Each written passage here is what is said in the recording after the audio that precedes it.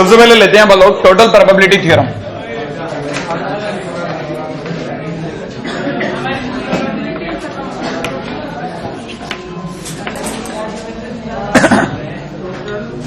Total probability, देखिए total probability क्या है। अगर मान लीजिए किसी ने कहा A1 A2 A3 से लेकर के AK, सही है ना, माने हमारे पास के कुछ इवेंट्स हैं, ठीक है ना, A1 A2 A3 से लेके AK are mutually exclusive and exhaustive events, ठीक है भाई। इससे पहले कि आप इसमें आपकी बात ही खत्म हो जाए, मैं ऐसी कोई बात कह दूं कि आपके पास में दो ही चॉइस हो, या तो आपको मेरी तरफ देख के समझ में आए या किसी और की तरफ देख के भूल जाए, ठीक है ना, आपको पता ही नहीं चले कि हुआ क्या। इतनी इवेंट्स को एक साथ दिखाना और मामले को म्यूचुअली एक्सक्लूसिव रखना और एज वेल एज एग्जॉस्टिव रखने का मतलब समझाता हूं। एग्जॉस्टिव रखने का मतलब होता है कि सब मिलाकर के मेरे को ये वापस डब्बा दे जाएगी, और म्यूचुअली एक्सक्लूसिव का मतलब एक की सीमा जो है वो दूसरे पे ओवरलैप नहीं करेगी। सब अपने अपने दायरे में है लेकिन कोई किसी पे ओवरलैप नहीं मार रहा, then we call it mutually exclusive. क्योंकि एक का होना दूसरे को टच नहीं करेगा, दोनों में कोई कॉमन पार्ट नहीं आना चाहिए, तब हम कहते हैं म्यूचुअली एक्सक्लूसिव है। और मुझे अगर ऐसी इवेंट दिखानी है तो बहुत सिंपल है। क्या आपको ये बात समझ में आई? नहीं आई है कि नहीं? तो कुल मिलाकर के अगर देखा था, these are number of events happening, उनके नाम A1 A2 A3 A4 A5, सही है, और ये AK इस तरह से, सही है। कुछ अपन यहां पे लिख लेते हैं A6, सही है, A7 A8, और ये वाला AK ले रहा हूं मैं, सही है। अच्छा, अब क्वेश्चन के अंदर अगर बाय द वे देखा जाए, इतनी इवेंट घट रही हैं, सुनो सुनो सुनो, इतनी इवेंट होने के बाद अंदर भी एक इवेंट कॉमनली सब में हो जा रही है। अगर एक इवेंट कॉमनली सब में हो रही है जिसमें सबका रोल है, तो उसको दिखाने का तरीका ये रहा, this event happening is A। ये देखो सब में हो रही है, गौर से, ये वो इलाका है जहां पे A3 भी हुआ और उसमें A इवेंट भी हुई। ये वो इलाका है जहां पे A4 भी हुआ, ये हिस्सा दिख रहा है आपको, जहां पे A4 भी हुआ और एक इवेंट भी घटी, है ना। तो इसका मतलब ये कि इन केस अगर मेरे को जरूरत पड़ जाए प्रोबेबिलिटी ऑफ गेटिंग A, सही है ना, तो मैं क्या करूंगा, मैं ऐसे जोड़ूंगा कि probability of A1 intersection A plus probability of A2 intersection A and probability of, ऐसे जोड़ते जोड़ते probability of AK intersection A। क्या ये बात सही है? और मुझे पता है इस सब मैं सबको जोड़ लाऊंगा तो प्रोबेबिलिटी ऑफ A आ जाएगी, और probability of A can not be less than और greater than 1, it must be equal to 1, क्योंकि एक की प्रोबेबिलिटी को तो एक होना मांगता है। किसी भी एक चीज की एक प्रोबेबिलिटी को तो A से, ना तो मैं एक से ज्यादा कर सकता ना मैं एक से कम कर सकता, उसको तो एग्जैक्टली 1 होना चाहिए। अच्छा, अब अगर आपको ये वाली मेरी बात समझ में आ गई तो मैं आपको इसी बात पे यहां से बात छेड़ता हूं। टोटल प्रोबेबिलिटी क्या हुई? टोटल प्रोबेबिलिटी का मतलब यही है कि A के होने की टोटल कितनी प्रोबेबिलिटियां हैं। A1 घटे तो A हो जाए, A2 घटे तो A हो जाए, A3 घटे तो A हो जाए, से लेकर AK घटे तो A हो जाए, ये सब जोड़ दो, that is the total probability. ये सब जोड़ने के बाद जो आ गया वो क्या है? टोटल प्रोबेबिलिटी है। इतना तो अपने को भी समझ में आता है ना, तो अपने को ये पता चलता है। अब ये हमारे को क्या करना है ना, हमारे को तो सिर्फ इतना, मैंने कहा ना, जहां थ्योरी पार्ट आ गया ना, वहां आपको बस पहले तो समझना है कि हाँ बराबर, अभी तक तो कोई ऐसी लाइन नहीं बोली जो मेरे भेजे से ऊपर निकल जाए, ठीक है। रही बात क्वेश्चन की, तो रेस्पेक्टिव अपने आप आते रहेंगे, ठीक है। जैसे इसका क्या मतलब है, ये जो दिख रहा है आपको, ये जो आपको दिख रहा है ना PA1 इंटरसेक्शन A, अगर आपको याद हो तो अच्छा लगेगा, प्रोबेबिलिटी ऑफ A इंटू में प्रोबेबिलिटी ऑफ A1। अब मैं रोकना चाहूंगा इस जगह पे, क्योंकि मेरे को पता होना चाहिए कि ये, इसका मतलब क्या है। इसका मतलब एक घटना घट गई, उसके बाद उसमें A के होने के चांसेस, ठीक है ना। Probability of A1 when A is occurred, जब A हो चुकी है। नहीं, हम तो A के होने की प्रोबेबिलिटी निकाल रहे, इसलिए A कैसे हो गई? आपको मेरी बात नहीं समझ में आई? आप इसलिए मेरे को टोको कि सर आप तो A के होने की तो प्रोबेबिलिटी निकाल के ला रहे हो, और आप A हो गई, अरे A कैसे हो गई? नहीं यही समझ में? हाँ, वो तो A1 के घटने के बाद उसमें से कहीं A आएगी ना, नहीं आया। तो इसका मतलब ये कि मुझे पता होना चाहिए कि मैं एग्जैक्टली क्या लिख रहा हूं। तो it must B probability of A1, पहले तो A घटे, और A1 के घटने पर ए आए, आया, ऐसे उठाना है आपको हर बात को। दूसरी बात क्या, फिर A2 घटना घटे और फिर A2 के इवेंट के होने के बाद है ना A का होना हो जाए, राइट है। और that dash it is up to probability of AK और फिर probability of AK event and A। क्या ये बात समझ में आई? That will be the total probability of happening of A। क्या आपको मेरी बात समझ में आ गई या नहीं है? बस सिंपल इसको कॉपी कर ले हम, ठीक है, क्योंकि जितना आपको समझ में आएगा उतना खराब करेगा।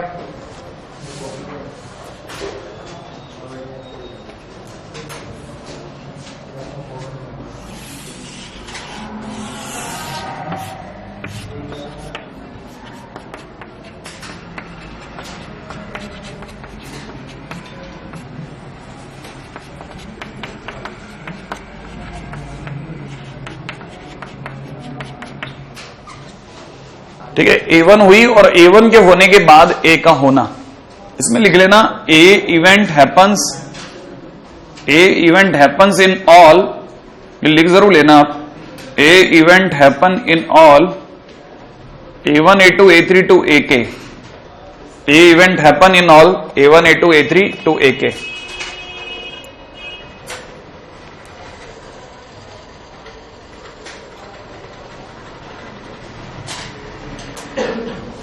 हाँ भाई, नेक्स्ट इसी के अंदर ले रहा हूं बेस थ्योरम। देखिए साहब, लोग अक्सर इसमें यही गलती करते हैं, सीधा बेस थ्योरम पिला देते हैं।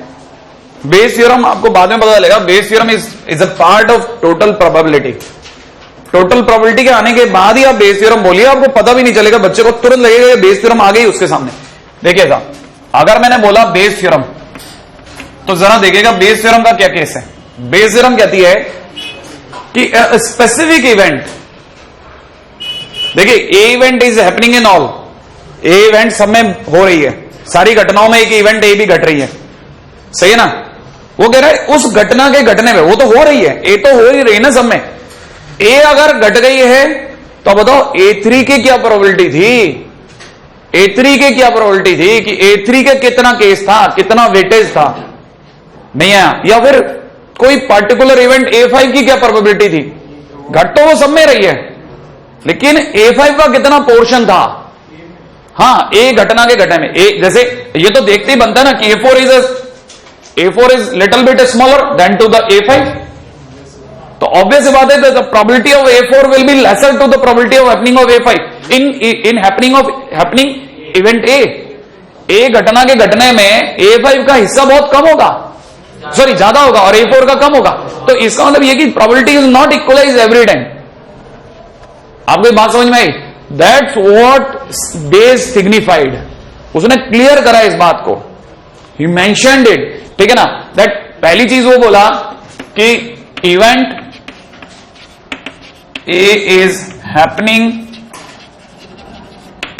In all A1 A2 to AK, सही है, वो सब में हो रही है, ठीक है ना। Second, then probability of happening of a particular event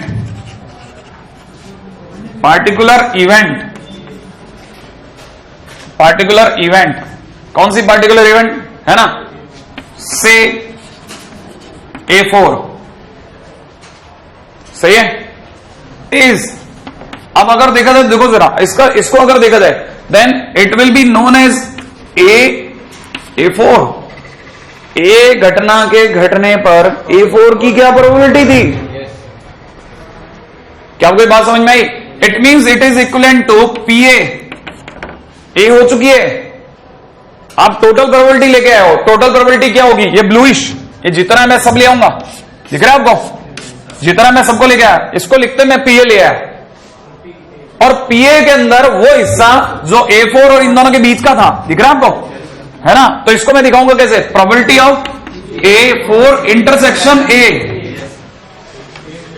क्या आप ये बात समझे? That is the portion, exact portion of A4 in happening of A, सही है। तो इसका मतलब जैसे मैं ऐसे करूंगा, आप में से कई लोग तुरंत टोकेंगे, देखो कि PA का मतलब वो लिखो सर सारा, अगर आप PA के टाइम पे वो लिख रहे हो तो प्रोबेबिलिटी ऑफ A1 और फिर A1 के होने पर A का होना, फिर प्रोबेबिलिटी ऑफ B2, फिर B2 के प्रोबेबिलिटी ऑफ A2, ठीक है, फिर A2 के होने पर A का होना, and so on up to the last probability of AK and probability of AK के होने पर A का होना। सही है। उसमें मैं किसको ऊंचा कर दूं? इस वाले को, है कि नहीं? क्या लेकिन आप में से कोई जानता है कि आपको याद हो तो GMT, जनरलाइज मल्टीप्लिकेशन थ्योरम, वो मेरे को इजाजत देती है probability of A4 into probability of A4 is to A। क्या याद आया आपको? वही तो लिखा है मैंने।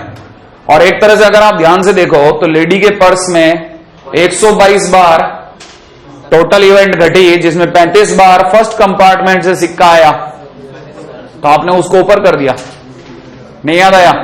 यदि आपको याद हो तो आज ही के दिन पे 4 फेयर डाइस में से 3 तो फेयर थी और एक अनफेयर था, अनफेयर वाले को आप कर दिया, या आपने वही तो करा है। आप इसको देखो तो सही, आगे A2 के बाद A3 आएगा, फिर A4 आएगा, आपने A4 वाले को तो चुका दिया।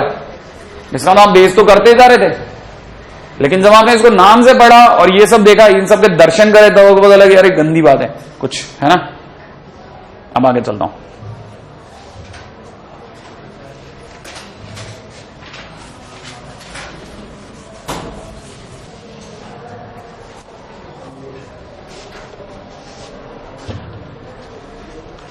पहला टोटल प्रोबेबिलिटी क्वेश्चन करवा रहा हूं। Probability of 53 Sunday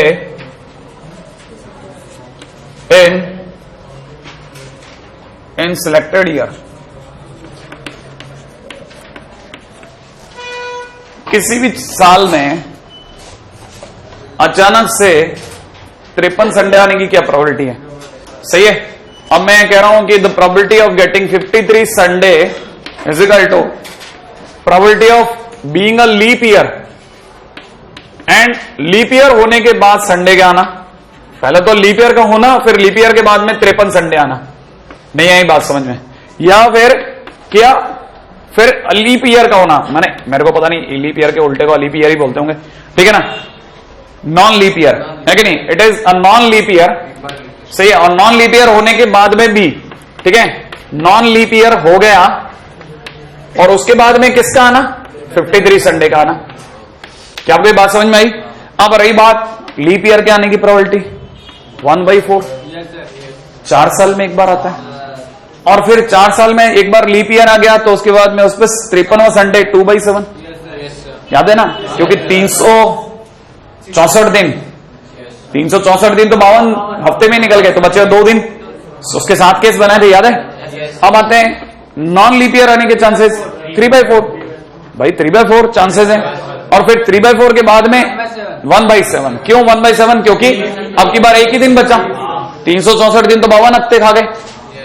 normal year में 365 दिन होते हैं, तो एक दिन बचा। एक दिन पे आपके पास 7 केस हो सकते थे, Sunday, Monday, Tuesday, Wednesday, Thursday, Friday, Saturday और संडे। 7 केस में से संडे वाला केस एक ही है, जिसका तो 1/7 आया। इसे कहते हैं टोटल प्रोबेबिलिटी। अब आइएगा अगले क्वेश्चन पे बात करूंगा, सही है।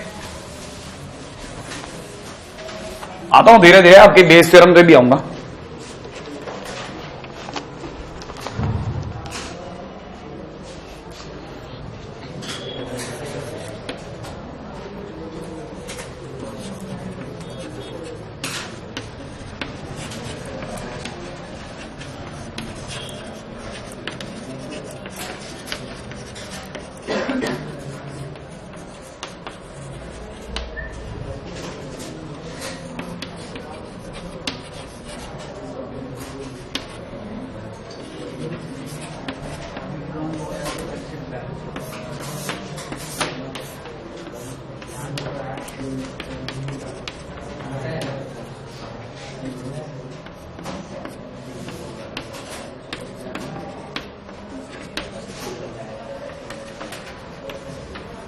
हाँ भाई, हमारे पास में 3 बैग हैं, B1, B2, B3। उनमें रेस्पेक्टिव बॉल्स की सिचुएशन ये है जो मैंने अभी बताई आपको। अब हमने इन बॉल बैग में से बॉल निकाल लिया और लाल गेंद आ गई साहब।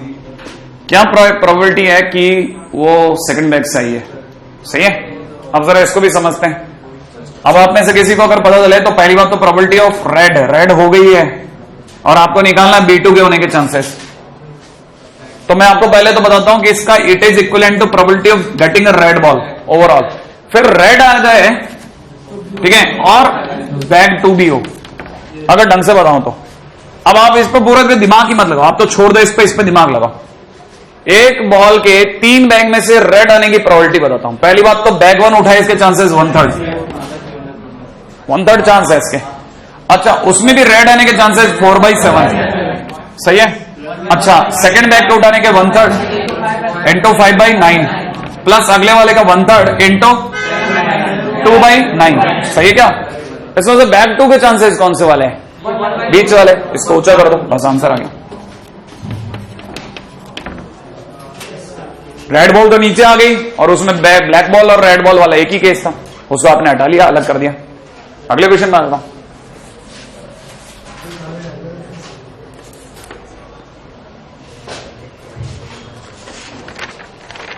बहुत ही अलग तरह का क्वेश्चन है।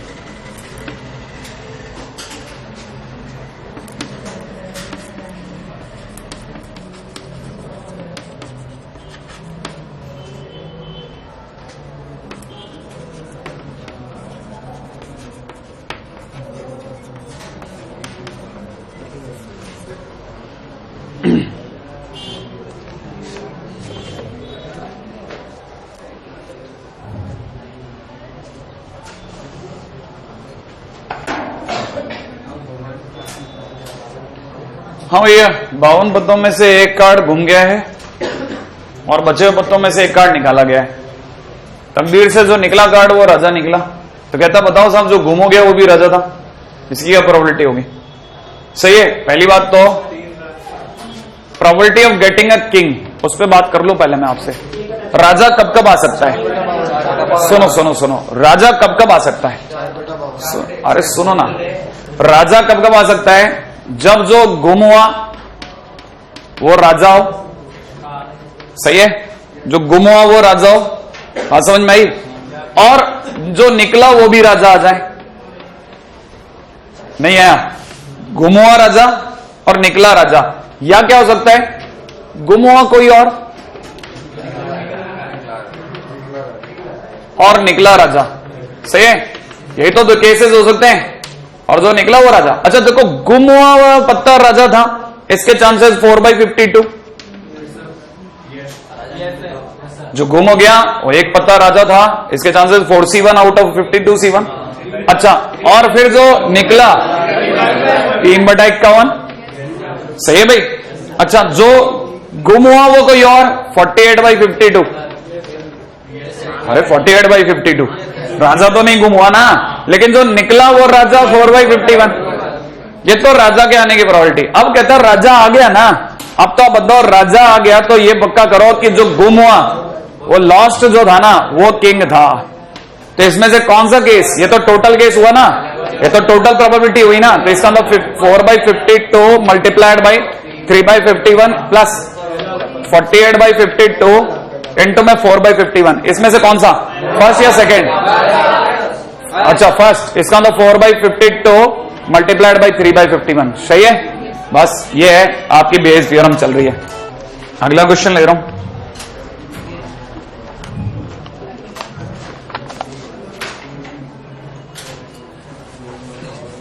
सही है ना? अभी तक तो देखो मैं आपको लड्डू लड्डू लड्डू क्वेश्चन ही कराया जा रहा हूं। क्वेश्चन है, a person speaks truth in 3 cases out of 4. he select a card and says that it is a queen, then what is the probability that he has queen? भैया अगला जो है 4 में से 3 जगहों पर सच बोलता है, ठीक है, और एक पत्ता चुनता है और कहता है कि उसके पास रानी है। क्या प्रोबेबिलिटी कि वाकई में उसके पास रानी ही थी? अब आप उठाओ इस क्वेश्चन को, स्वयं ट्राई मारो आप, तब आपको पता चलेगा कि हाँ बहुत बढ़िया, बहुत सिंपल। पहला वो सच बोला, दूसरा वो झूठ बोला, फिर उसमें से जो सच बोला या झूठ बोला किसी केस को ऊंचा करना है। करो करो करो करो फटाफट वाला। कितने लोगों का आ गया? अरे वाह, क्या बात है। देखो साहब, चांसेस क्या है, प्रोबेबिलिटी बताता हूं क्या है। सच बोला नहीं, पहला सच बोला उसके चांसेस 3/4। सच बोला तो यही बोला ना कि मेरे पास रानी है, तो इसका मतलब ये कि उसके पास रानी होने के चांसेस क्या? 4/52। सही है। और झूठ बोला तो 1/4, इसका मतलब 48/52, क्योंकि उसके पास रानी नहीं थी, तभी तो झूठ बोला कि अरे कोई ये कि उसके पास रानी है और फिर वो झूठ बोल गया कि रानी है, फिर झूठ कहां बोला, फिर तो सच बोला नहीं है आपके समझ में। तो अगर देखा था तो हो गया, सही है, यही आएगा जो भी आएगा। कितना बता रहे हैं आप लोग? 1/5 आ रहा है क्या? अच्छा हाँ, अब इसमें आपको क्या प्रोबेबिलिटी की उसके पास क्वीन, हाँ ही हैज ए क्वीन, इसका मतलब मेरे को उल्टा वो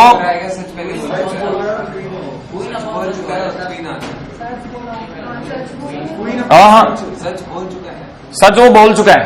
नहीं ना, it is probability that says it is a queen, then what is the probability that he has a queen, ठीक है ना। सच वो बोल चुका है, ये जो प्रोबेबिलिटी है क्वीन के होने की प्रोबेबिलिटी है। हाँ, तो क्वीन नीचे, सच बोला और क्वीन है, सही है, क्वीन ऊपर और सच बोला है, सही है ना भाई। तो अगर देखा जाए तो पहली बात तो टोटल प्रोबेबिलिटी 3/4 इंटू 4/52 प्लस में 1/4 इंटू 48/52, और इसमें सच वाला इलाका ये रहा 3/4 इंटू 4/52। आगे तो आप संभाल ही लोगे, सही है ना, जैसा आपने बताया, सही है ना। कैसा लगा ये क्वेश्चन? ठीक है, थोड़ा आसिफ बना, मेरे को भी अच्छा लगा, ठीक है ना। अगले क्वेश्चन में आ जाओ फटाफट। कितना सिंपल क्वेश्चन है ना। चलिए अगला क्वेश्चन लिखेगा, mister A writes a letter, mister A writes a letter, mister A writes a letter to his friend B, mister A writes a letter to his friend B and give to his son to post it. Mr. A writes a letter to his friend B and give to his son to post it. The reliability of his son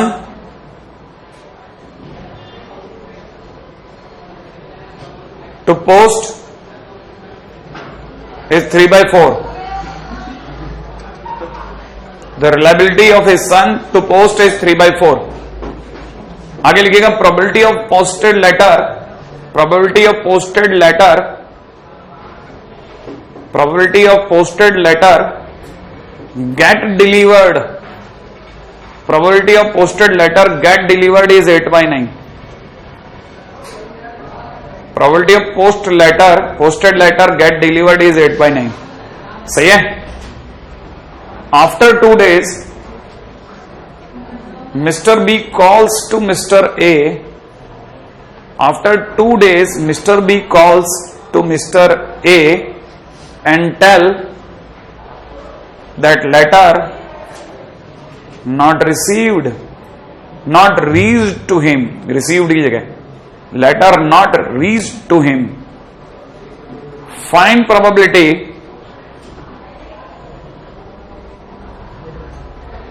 that son did not post the letter.